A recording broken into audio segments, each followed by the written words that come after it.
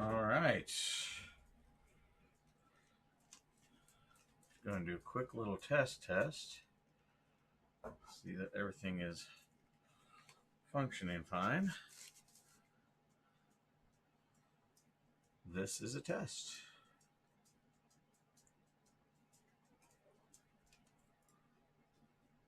All right, looks like we're back up and running. Excellent. Fantastic.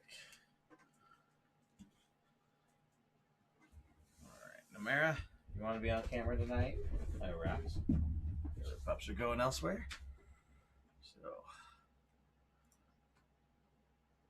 all right, looks like we're working. All right, we'll just wait for people to show up then.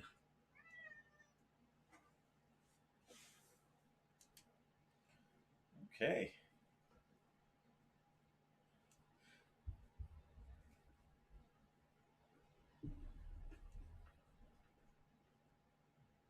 All right. Yes, kitty.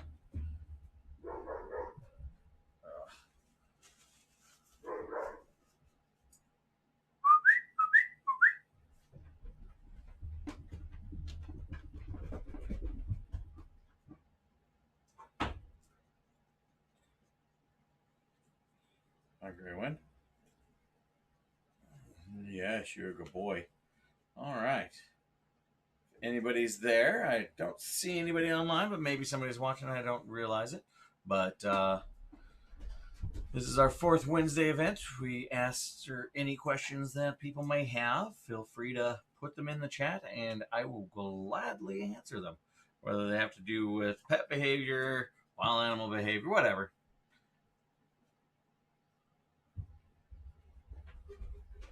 Namara, that's unladylike to do on camera. I'm just saying. She doesn't care. So, all right, we'll just keep this going.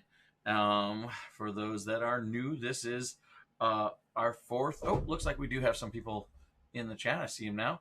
Looks like we do this every fourth Wednesday. Just ask any question you have, and we'll be happy to answer. And just throw them into the chat and into the comments there, and I will answer whatever you might need. I have a few videos that are in the works for when I asked a few people earlier in the month. I was hoping to get them out sooner, but we had some technical difficulties with a few devices. My phone fell and cracked, so we are just getting back up to par with that. So if anybody would like to have any questions answered regarding pet behavior, training, anything of that nature, just drop it right on in the chat.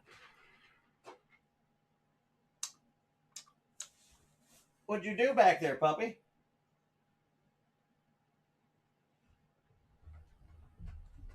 Rakshasa? I don't know if the cat. I don't know what the cat did, but we'll be here till 9 o'clock. Oh, hi, Oscar. You coming in? Come here, buddy. Come on camera. There we go. Say hi to everybody. That's a good boy. Who's your good boy? Yes. Oh, and Gray one. All right. We got the horde. Come on over. Yes, buddy. Yes. You guys are in moods. I know I've been gone all day, traveling all across Kansas, working with other puppies. Jesh got home a little bit ago for you guys.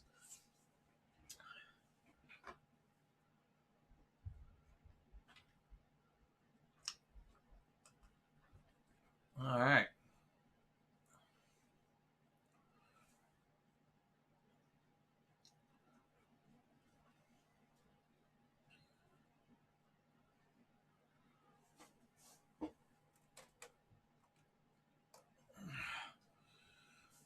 Oh, man. This past few weeks has been a lot of cute little pibbles and cute little puppies that we've been working with. A lot of basic behaviors. A lot of making real strides with a number of our clients that have more what people might call aggression issues and things of that nature. We're getting them calmed down, and I'm really proud of a lot of our clients that we're working with right now. Some that wouldn't have been able to see a dog for 100 feet, and we're able to get much, much closer using some basic conditioning techniques and desensitizing to the stimulus of another dog.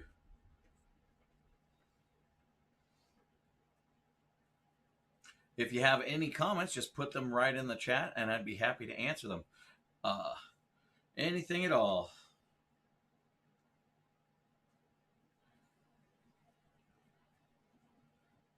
This is Rakshasa. He's one of our kitties. He thinks he owns this house, I think. Yes, I think you do, sir.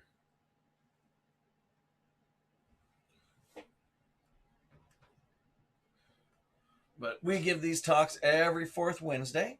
And if anybody has any questions whatsoever, feel free to put them in the chat. I do have a number of videos, as I was saying earlier, that we are working on getting done. I accomplished the Resource Guardian video. I still have a few more that we're working on for the future. Is a cat suddenly becoming aggressive towards other cats and the owners. So sudden onset of aggression and how to work with that will be one of our upcoming videos. Dog introductions will be another video coming up. Licking people will be one that's coming up. And an overall reactivity video as well will be coming up in the near future. And also I will be giving another talk on pet insurance for our community down here in Southwest Kansas. So once again, if you have any questions you'd like to ask, just feel free to put them in the chat, and I'll be happy to answer them for you. Otherwise, we've been very busy. We were out of state for about a week and came back, and are happy to get back with our clients and seeing their progress that they're making. Quite a few are making major strides in their progress towards the various needs, and they can range from just basic obedience in the home to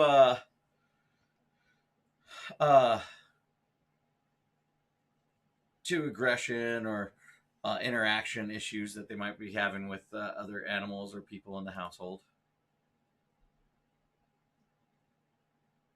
Let me know if there's any glitches happening on your end, because I would love to fix those. But unfortunately, it's hard to tell if they're happening on this end sometimes.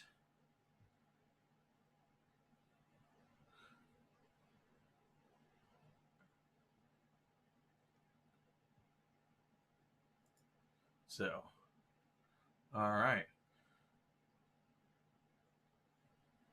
Looks like it is a quiet night tonight. This is probably one of our quieter nights on the Ask Me Anything forum. We just found out today that our new puppy is deaf. Do you have any tips on training her? Yes, actually. So, when you're training a deaf animal, obviously you want to avoid auditory cues and auditory signals. So the clicker that I normally would use to signify that they did something right would have to be adjusted. What I usually do to adjust for a deaf animal is either actually kind of a combination, just because you don't know how close they're going to be. But I would put use a marker for when they do something good, either a tap on a certain body part of theirs. So I might get like, not so much a stick, but something that might be longer, especially if it's a short animal, so that way you don't have to bend over, but just tap them on maybe the back haunch to let them know a treat's about to be coming. It also, you can use hand signals for the okay or good, where you would normally say good dog. You'd have to have some type of hand signal that's very distinct that only means, hey, you're getting your reward now because of what you just did. So I would use a physical touch and a hand signal to signify when they're doing the right thing. Also, keep in mind, you're going to need to find ways to get their attention. Sometimes I would actually use something with a large bass or thump that they could feel in the air, possibly, to get their attention to come towards you. The other factor is just finding ways to draw the attention towards you while you're doing the training with a deaf animal. Anytime that they are visually or auditorily impaired, does make things more difficult, but it is still a functional. It's still functionally the same. You just obviously can't depend on sound to call them back. So I'd use something more visual. You can also use lights, like bright lights for a signal to, hey, come over here. Maybe if they start seeing like if you have a very powerful red flashing system, that might tell them to come towards you. You can actually get the red, I suggest, because it's just not less blinding for everybody else, but it also would, well, maybe not red. I always forget if dogs can't see blue or red, but if you pick a color, you're going to have to pick one that obviously the dog can react to and see. They still might see the light flash from the red light, and that might be their signal, and the red might work for people just because then it's less visually obtrusive. But I would focus on visual signalers for a deaf animal. But really, training a deaf or blind animal is just the same as training a fully sighted or animal as well. You're still using operant conditioning, you're still using positive reinforcement. The trick is, what are you using to signal when they did the good job, and what are you using as the signal to tell them to do things. When I normally train, I always use hand signals anyway. With a deaf dog, obviously, it's going to be completely imperative that you do. So the real tricks that you're going to have are, how do you get a recall when they're not looking straight at you, which is why I would have like some type of bright light strobing system that we could possibly train in there, or and also, how do you signal the good job to them?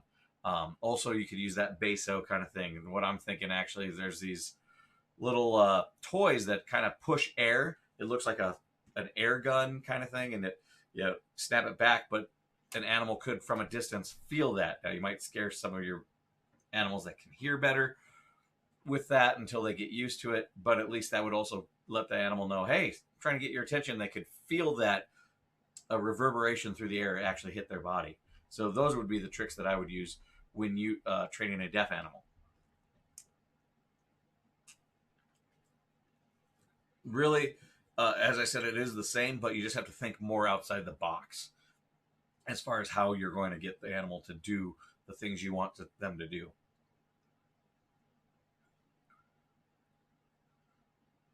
That's a very interesting question. But if you have any issues, just let me know. You can either text me, direct message me, email me. Any of that would work just fine.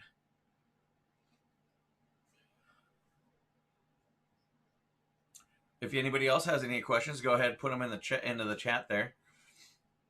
I always love those types of challenges. That it's just a little bit outside of the norm, and it kind of whenever I get either a very interesting case, either with anxiety or aggression that's outside of the norm, or even in your case, if I have a deaf animal, something that isn't the same thing that most families have, I personally get very excited by those types of challenges. Very much so. When I worked in the zoo field, I actually always enjoyed working with the animals that nobody else wanted to work with because of that. If you're using positive reinforcement training, I would say as soon as possible. The sooner, the better, because then you can get ahead of any bad habits. For those that don't see it, it was just asked how soon to start with that puppy that happens to be deaf. She's 10 weeks now. I honestly would start now.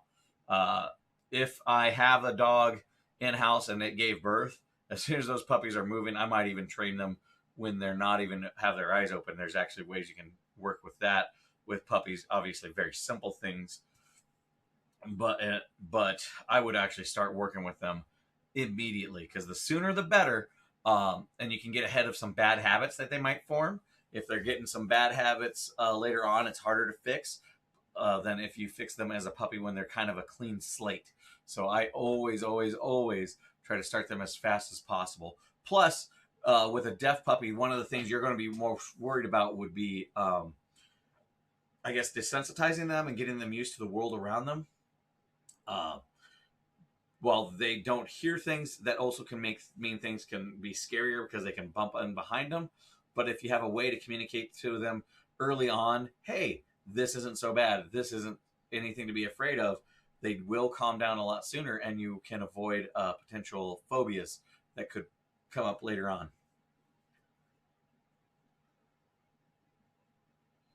Yeah, but that answer is pretty much the same for everybody. I was just talking with a client today how it's amazing how many people contact me and then they say, well, we'll see. And then they come back maybe 6 months, a year later, and the issues persisted or got worse. And I'm like, I'm sorry to say this, but it's going to take more sessions. Usually it's always cheaper to get ahead of it than it is behind it, because the uh, more training, the longer I should say that they have the learning history of the bad habits, then the the longer it is to undo those bad habits. The longer you're doing something wrong, the the longer it's going to take to fix that. Great questions, though, Trisha. Thank you very much.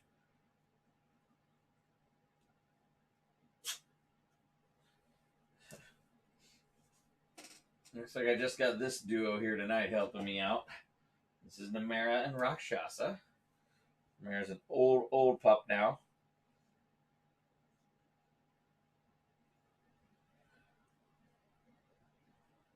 But if you have any questions, just go ahead and pop those into the chat, and I'd be happy to answer any of your questions, whether they have to do with training, animal behavior, domestic or wild, or anything along those lines. Hi.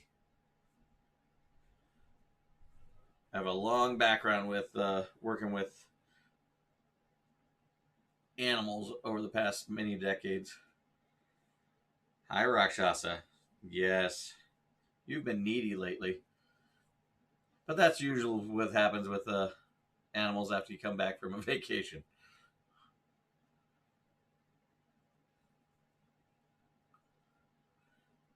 Looks like we got quite a few new people. This is our Wednesday Ask Me Anything. This is with Buckman Bistro Behaviors. We are answering any questions you have regarding animal behavior, animal training, anything along those lines. Just go ahead, throw them into the chat, and I will be happy to answer them for you.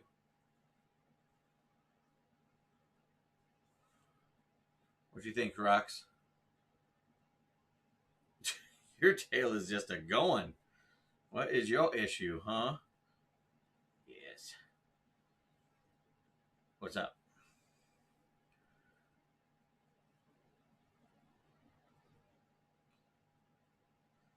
One thing that always comes up during sessions is people think that I can read the animal's mind, but it's more that I can just predict a behavior coming after what we call antecedents in the field, the things that come before the behavior, either in the environment or from the behavior of the animal itself. But one thing I will never claim to do is be able to actually read their mind, because just like with people, we can't read each other's minds, and no matter how good you are with animals, you can predict a behavior. You can predict what they might most likely do in a situation. But as far as reading a mind, when we start thinking that we read the minds, or saying that the animal is doing a thing because of certain reasons, like it's angry with me or things of that nature, where we project emotional concepts onto them, what we do is we end up putting up blinders. This actually happens with human interactions as well as human animal. I always think it's funny. We're pretty bad about predicting other humans' behaviors and what other humans are thinking as a whole. And why do we think that we can predict what these guys are thinking? But also, when you kind of think on those mindsets, you actually open up a wide range of abilities and potential to alter and predict behaviors, because you're not making, you're actually making fewer assumptions. Huh, Rakshasa? Oh, you just love to face pets. Yes. Oh, rub those pheromone glands. Yes. You're just super active. What's going on? Not agitated, you're just... I don't know what you're doing.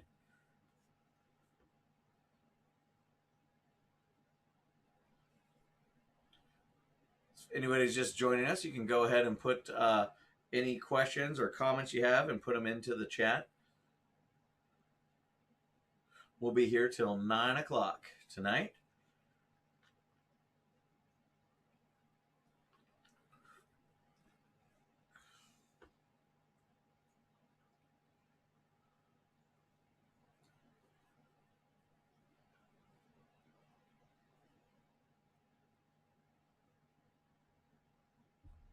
Just let me know. We have been studying lots of records lately, traveling all over Kansas and into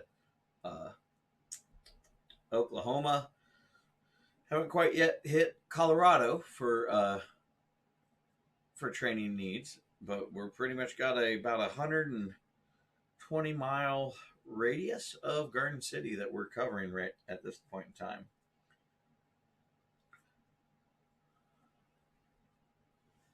Yeah. Hi, Rakshasa.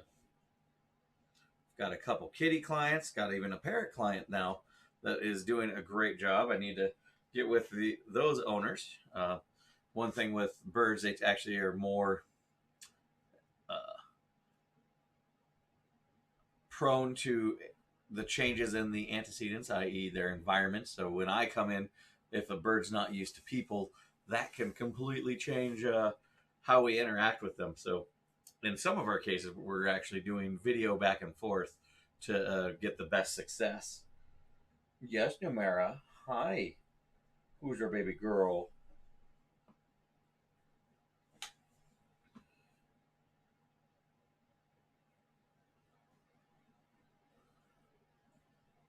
But it looks like a lot of people just came in.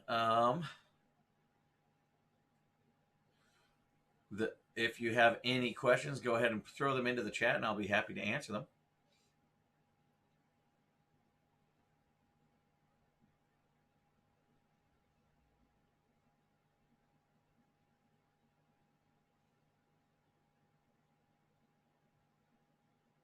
All right, looks like we have quite a few people kind of popping in, popping out. With the weather warming up, I have a feeling we're going to get a lot more puppies coming in. I already seen a few in messages that I'm getting. Just remember, happy to work with them, but the sooner the better. The sooner we start working with puppies, the greater success we have. There's a lot of times with puppies, since they're blank slates, that we can just kind of get right on top of a number of behaviors, such as avoiding them jumping on you on the couch and things of that nature. Doesn't mean that it's going to be completely right off the bat, because they are just little babies. But getting ahead of those behaviors goes a long way from when they reach their full adult sizes.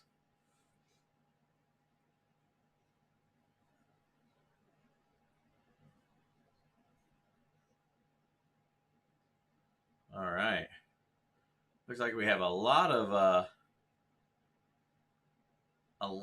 people coming in and out tonight. Not a lot in the chat right now, so feel free to say hi.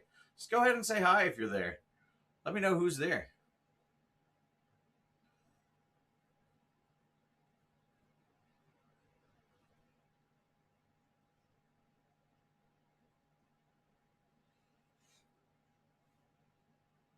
The deaf puppy that somebody brought up earlier might actually be easier than an old dog that goes deaf, because the old dog that goes deaf tends to already be dependent on that hearing, so it can be a little bit more stressful for them for that transition. But a puppy right off the bat doesn't know what they're missing, so they're only going to be looking for that tactile or that visual response to let them know that they did a good job.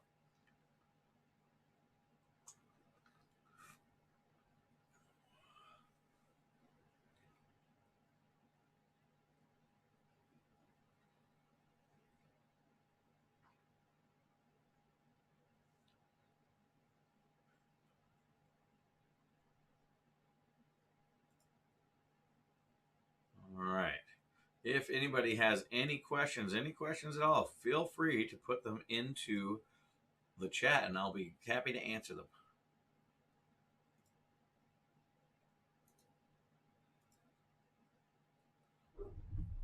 Well, here are the pups upstairs kind of going on whatever they're going on about.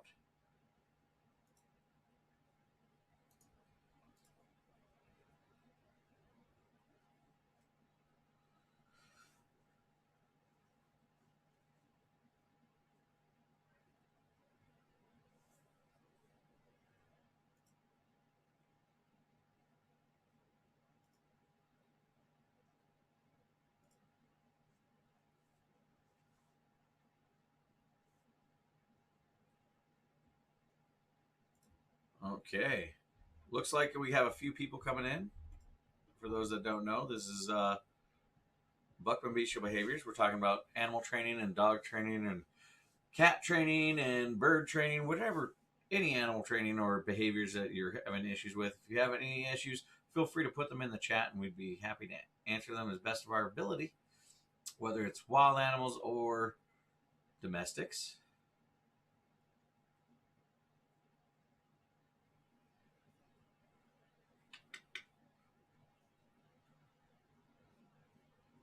It's a very quiet night. I'm going to blame the nice cold weather that came in the past couple days. Everyone just wants to chill and go to sleep, and I believe it's also parent teacher conferences here in Garden City, so a lot of people might be out and about getting ready for that.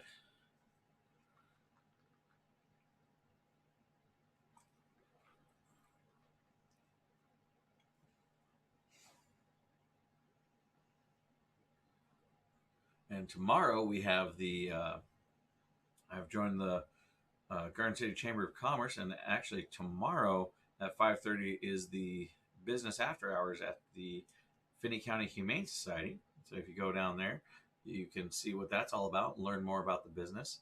The Garden City Chamber of Commerce does enjoy teaching our community about the various businesses and organizations around. And BBB is a proud member of the Garden City Chamber of Commerce as well.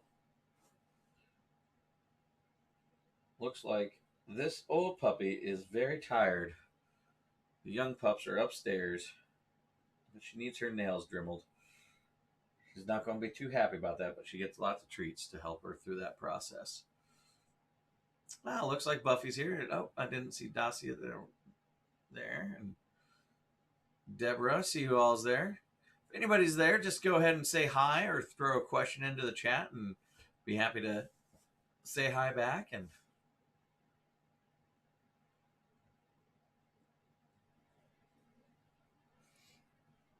I actually was over at Buffy's school not too long ago talking about therapy dogs and the various differences.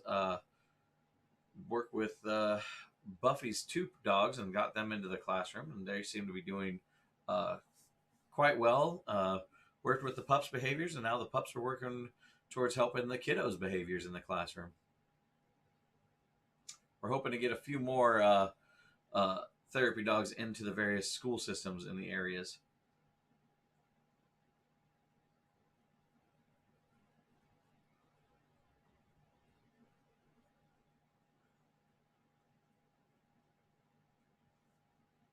So, if anybody has any questions, go ahead and put them into the chat. Those just joining, is a very quiet night, so any amount of hellos or whatever would be much appreciated.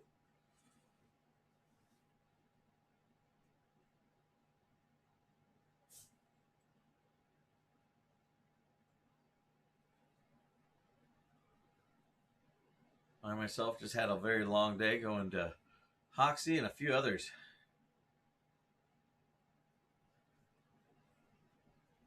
Oh, you need. Oh no!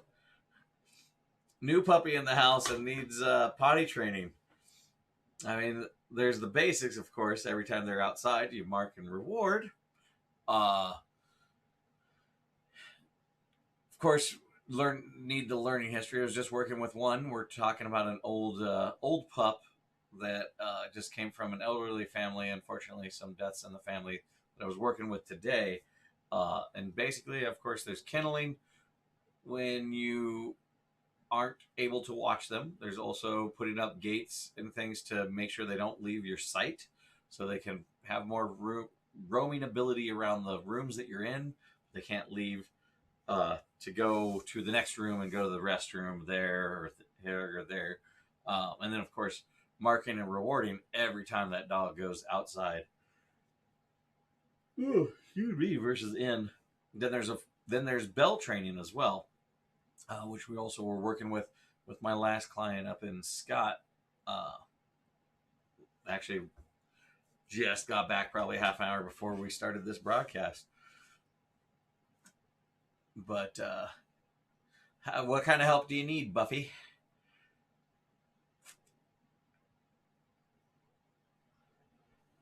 Aside from kennel training, bell training. So the bell training, for those that don't know, you teach the dog to ring the bell to let you know when they want to go outside. Now, sometimes that might mean that they need to go outside because they just want to play, but it also will mean, hey, I need to go to the bathroom. It's time to go outside. That's real good for the dogs that don't have that inclination to let you know.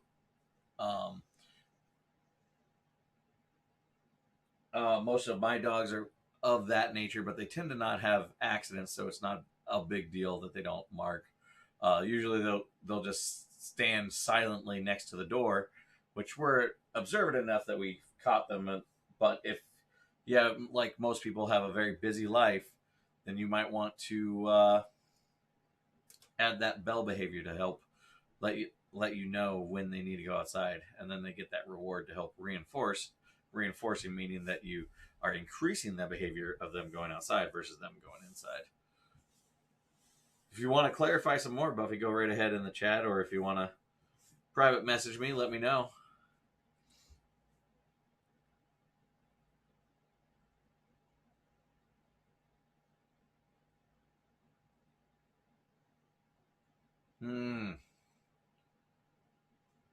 Okay. How old is that pup?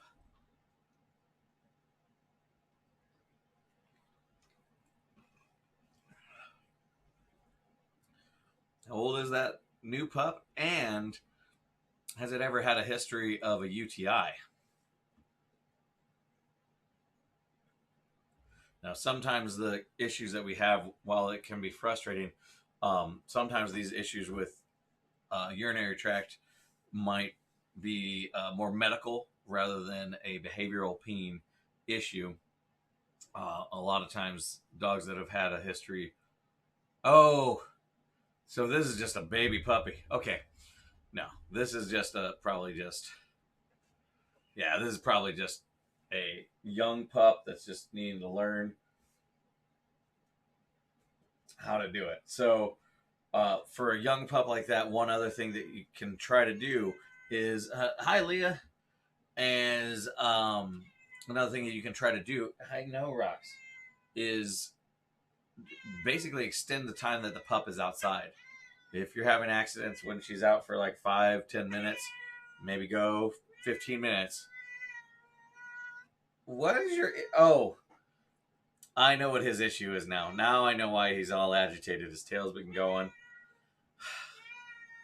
I got home late from my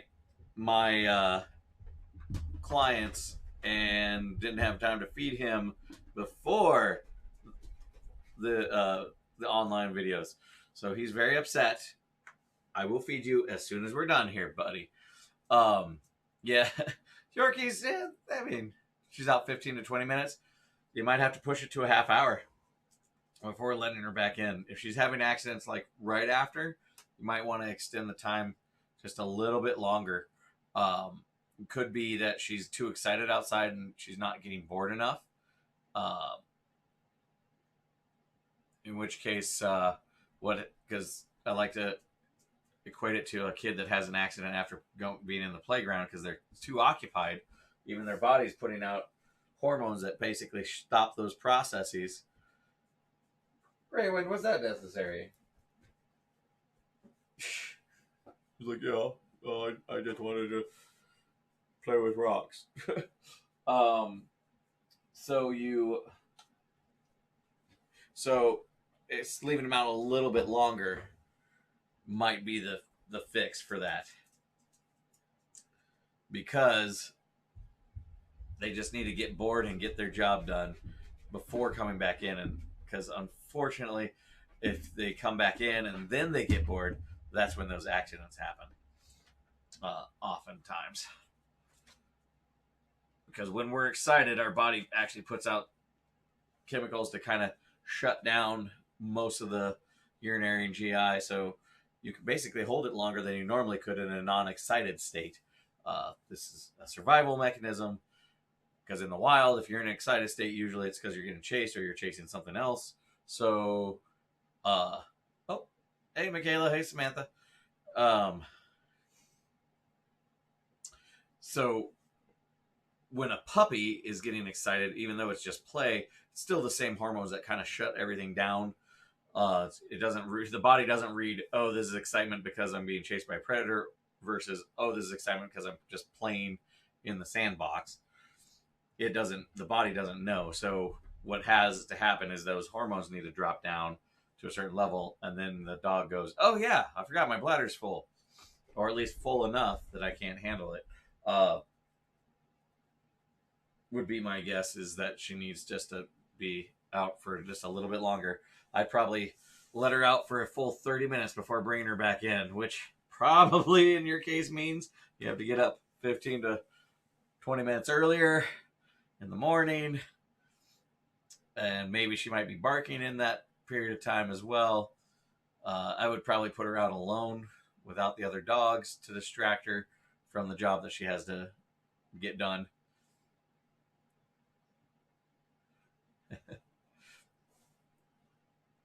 For those that are just getting here, feel free to say hi in the chat. Also, if you have any questions on animal behavior or training or anything of that nature, I'd be happy to answer them.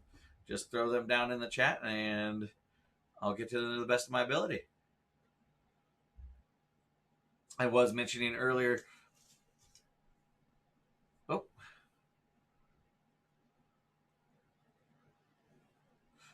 Can she learn to hold her bladder on longer on her own, or do you need to work on that?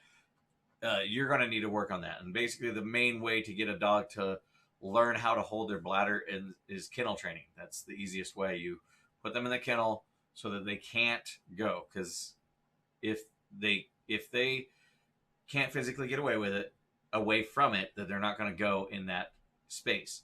Now, when they do that, that does actually stretch and train their body to hold it a little bit longer, a little bit more. So that is something that you're going to need to do. If she is kenneled while you're working in a small kennel where she can't get away from it, then that's how you train her. But of course, with that caveat, she does need to be she goes in her kennel.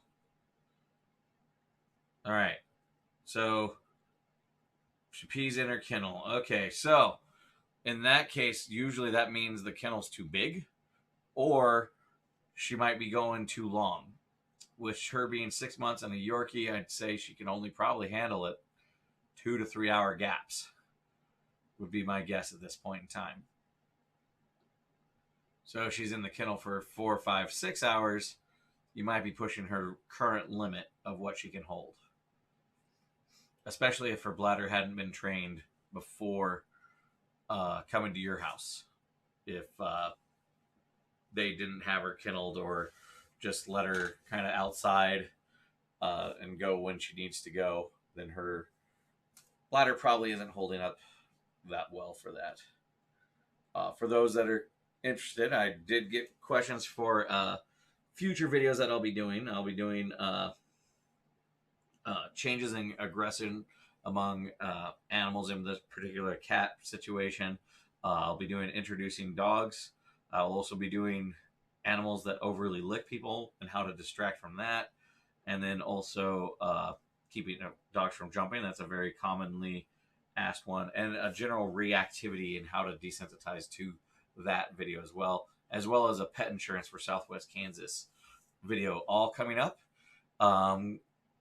Hopefully I can get to those over the next couple months. hope I answered your questions, Buffy.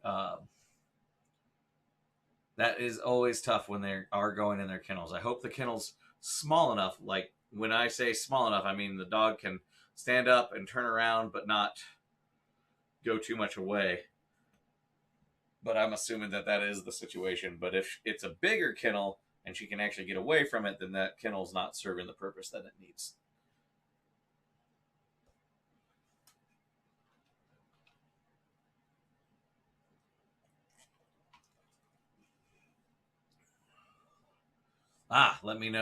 Let you know when you're doing the aggressive cat one. I will. I've had I've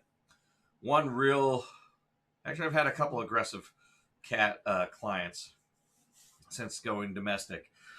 The one was real just right for her size. I figured, Buffy, I figured you'd had one that was just the right size. Yeah, I had one that was really aggressive.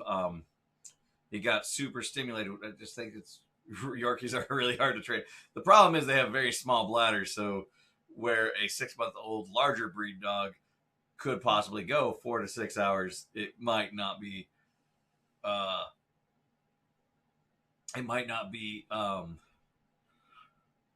that they can handle it quite the same way that their larger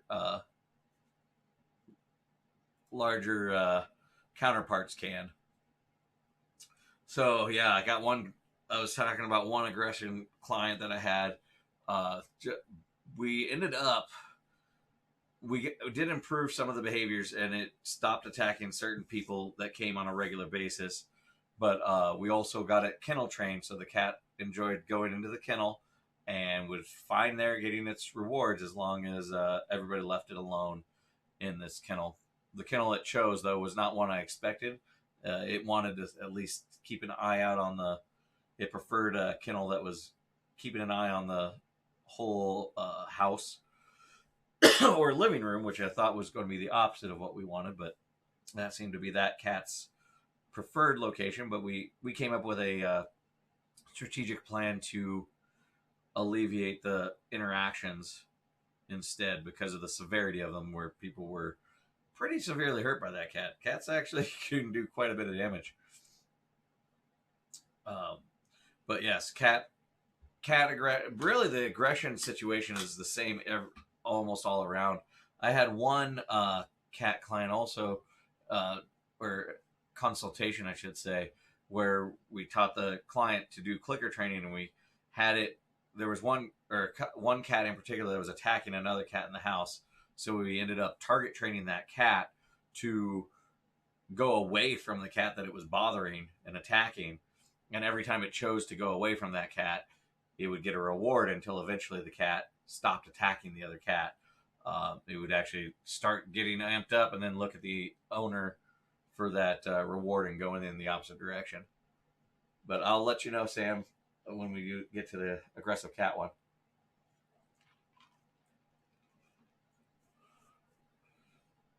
Hey, Brooke. If anybody wants to say hi, feel free to say hi in the chat. We got about 15 minutes of asking for behaviors and things. So just let me know what you'd like to do and what you'd like if you have any questions.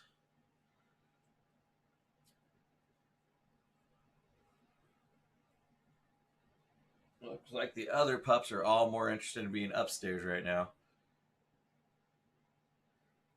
No, honestly, I think every breed, somebody at some point in time has told me is stubborn. Everything except a lab.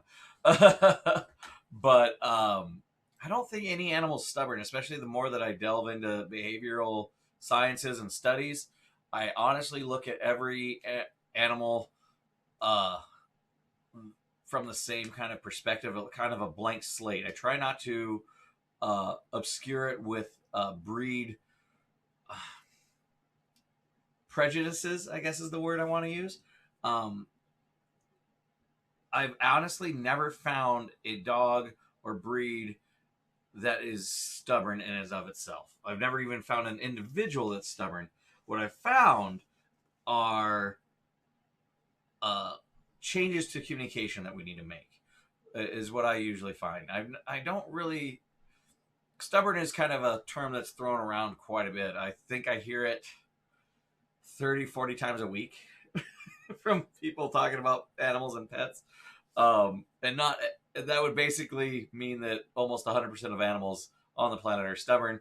I don't think stubbornness has anything to do with it. I think there's just a communication breakdown and a want and desire between the Yorkies. Yorkies, I think, are tough because they are so tiny.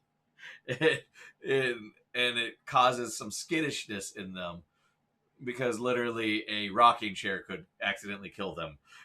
Which, if you're that small, yes, things are going to be scary.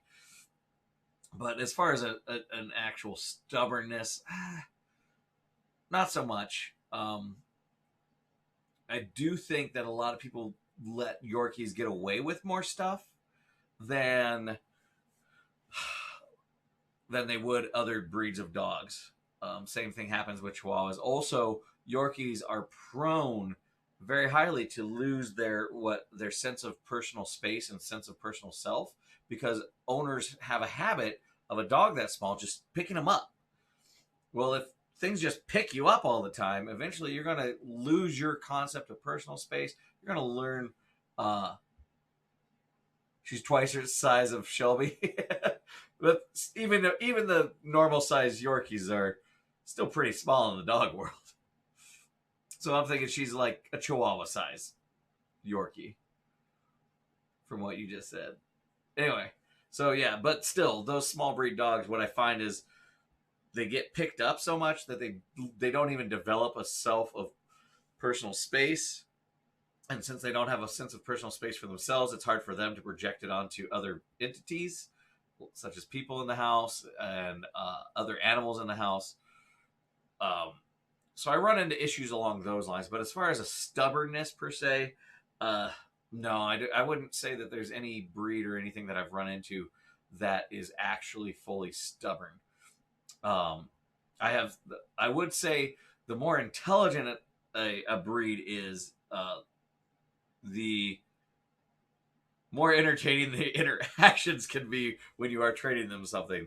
In particular, I'm thinking of Shiba Inus and Huskies, and particularly the very highly social dogs, which are usually found in larger packs.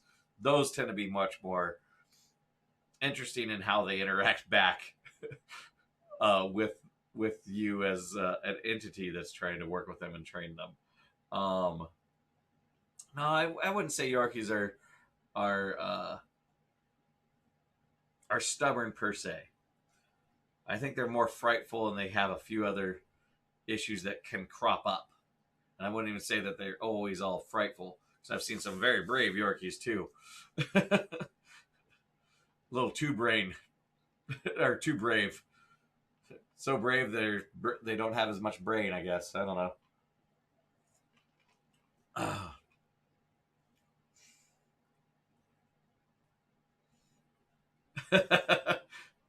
I have a Shiba client there now that is just hilarious. Listens to me just fine, but you have to be on point with everything. Otherwise, she will get sassy. And then when she's done, she talks back, which I think is funny. I always thought it funny when they talk, but usually as long as your reinforcers are fine, they just talk, and then they do the thing, and they make a little grumble. Okay, I'm going to sit, but I'm going to talk about it. But yeah, if you need help, Buffy, just get a hold of me and we can work something out to get that pupper potty trained better. How long do you have it? That's another question. Is it worth going through all this effort?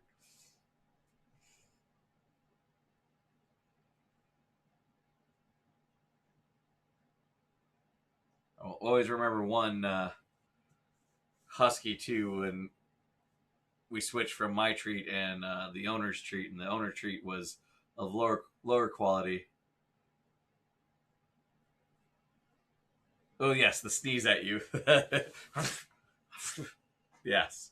It was a husky, and they were using lower quality treat, at least in the taste buds of the husky. So I'd got the husky to station train and wait and do all this, and they were transferring it to the owner. Uh, the owner, what did the owner do? Oh, so the owner goes, asks, the dog does it, then the owner hands the treat that they had to the husky. The husky then promptly spit it out on the floor, pounced on it twice with its front two paws, and then walked over to my treat pouch and pointed, which was a very well communication on what that husky was trying to tell us.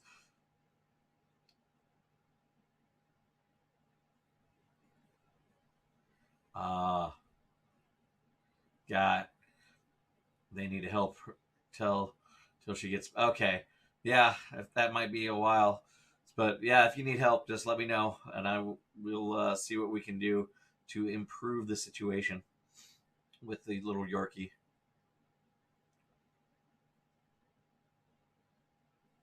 I was just working with one today.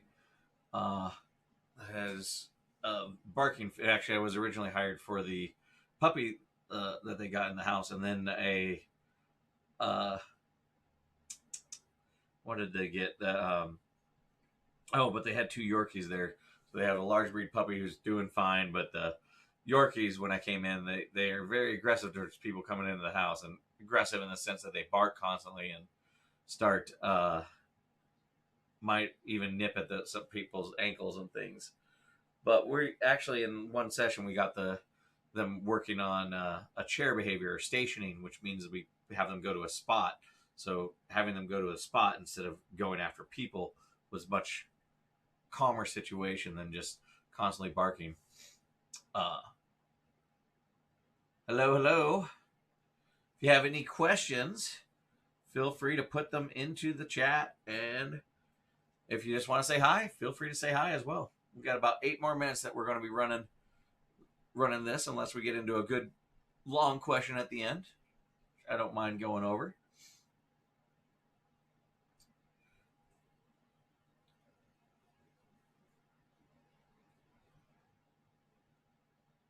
I've been talking about a lot of the clients that I've been having lately, which are very entertaining, very fun, and how we are working on each individual one. And Yorkies, hey. Yorkies are, I think the difficulty with them is almost the same difficulty I have with any small breed, which doesn't have to do as much with their personality per se as issues that come up because of their size. They just don't have as much sense of personal space, and sometimes it's also easier for them to get away from people, so that can make things difficult. But once I start switching to the strictly positive reinforcement method, honestly, I haven't had much issues with Yorkies or any other breeds. The only thing I have issues with sometimes is the down behavior, just because with a little dog like that, Lamara's dreaming. When I have issues with those little dogs like that, it's just that they're so low to the ground already. Getting them to go any lower is just a question of whether or not it's worth it. If you're going to do a obedience show, then yes, obviously we have to get it in. But if you're just the house dog, as long as we have a calm state, I really don't focus too much, because usually people want to get the problem behaviors targeted rather than that.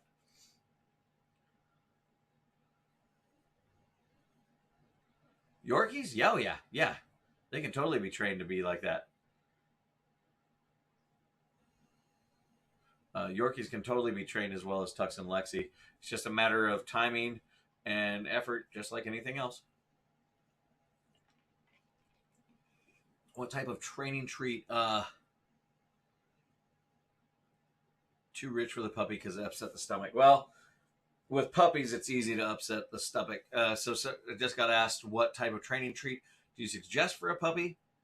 Honestly, anything that, if you're having diarrhea issues, you're probably going to honestly have diarrhea issues for a while, because if I recall, yours is 10 weeks old, which means you probably only had it 2 weeks, which means it's already switching over from milk to solid foods, and then possibly whatever the breeder was feeding it versus what you're feeding it. and its stomach's probably just going all over the place. Usually, if I'm going for just a regular training treat, what I try to get is I actually been purchasing things from True Chews and Nudges a lot lately because those just tend to have a very high success of them being used, and usually they don't get too sick. If a dog requires a high requirement, then i.e., they want something very special before they're willing to work, then what I get is a something like straight meat, um, like a lunch meat or a chicken or hot dog or something along those lines. Um, but really, the main thing is that you give very, very small amounts. And I do find that dry treats are not worth working for most dogs. So usually I would go with something along those lines. I'm not 100% sure if it was the too rich treats, but your pup is probably also just going through a ton of changes right now, as young as it is. So honestly, if you have solid stools for more than like 2 or 3 days straight, good on you with that. But usually I go with True Chews or Nudges are the brands that I usually go towards.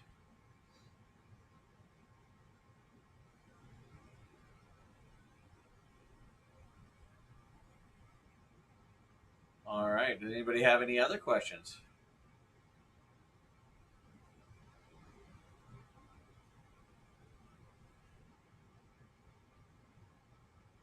No problem. Happy to answer.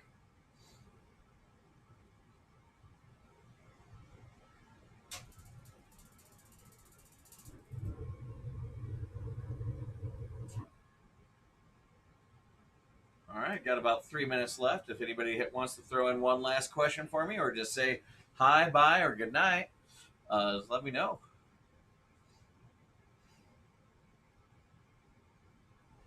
Otherwise, we will be on the fourth Wednesday of every month with these. I'll also be trying to put out some more of my informational videos. As I said, I got one regarding cat aggression, one regarding dog introduction, licking people, and jumping on people, and general reactivity to things. Uh, oh, well, honestly, with your Yorkie, Buffy, well, we're already well past the 10 sessions, so we're just paying per session for you and me since you're already past the 10 session package with Tux and Lex. So we could just do it by ear. Usually, honestly, if I can get in there and get some changes done, 1 to 3 would be my guess. 6 would be the tip top, but usually for potty training, I can do it under 3.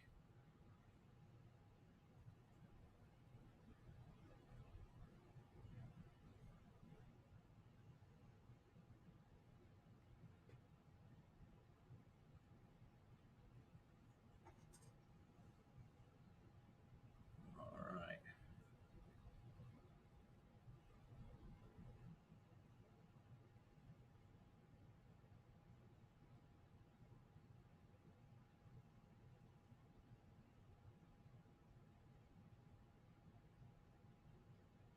All right. Got about a minute left. If anybody has any other questions they want to say, throw them into the chat. There is a little bit of a time delay, so I might stay on one more minute or two unless a good question comes up. All righty. Sounds good, Buffy.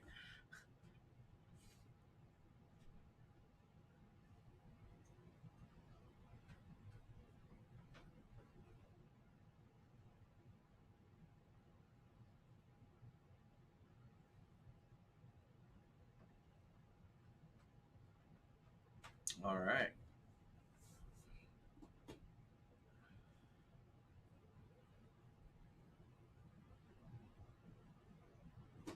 Looks like we don't have any other questions, but I thank everybody for coming into the chat and sharing their time with me. I hope I was able to answer your questions this evening.